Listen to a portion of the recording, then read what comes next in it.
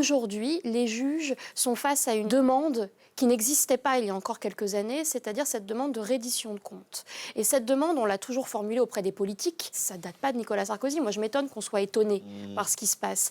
Nicolas Sarkozy, c'est simplement parce que c'est un ancien président, donc ça choque peut-être davantage. Et les deux derniers représentants de la France à avoir été incarcérés, c'est Louis XVI et Pétain. Donc c'est pas anormal que ça suscite des débats ou des discussions. Ça, c'est sain, c'est la démocratie, c'est même les conversations entre amis. Enfin, c'est normal. En revanche, ce que ça dit, c'est qu'on est, depuis un certain nombre d'affaires, et Nicolas Sarkozy c'en est une de plus et une fracassante, mais on questionne aujourd'hui de plus en plus la légitimité des décisions de justice. Qu'elles soient bonnes, qu'elles soient mauvaises, c'est un débat. Le simple fait qu'elle soit questionnée, ça montre qu'on est entré dans une nouvelle ère.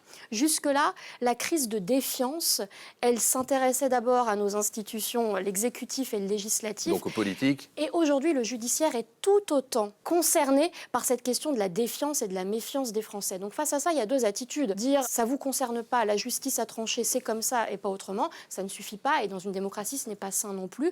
Ou alors, effectivement, essayer de prendre acte de cette méfiance systémique qui est un danger mortel pour la démocratie et lutter contre. Non pas lutter contre en étant condescendant et en disant que personne n'a rien compris, mais au contraire en faisant un vrai effort de pédagogie, en intégrant cette mission de reddition de comptes que l'autorité judiciaire va probablement devoir apprendre à gérer et en répondant aux Français, en expliquant les choses de manière un peu plus pédagogique.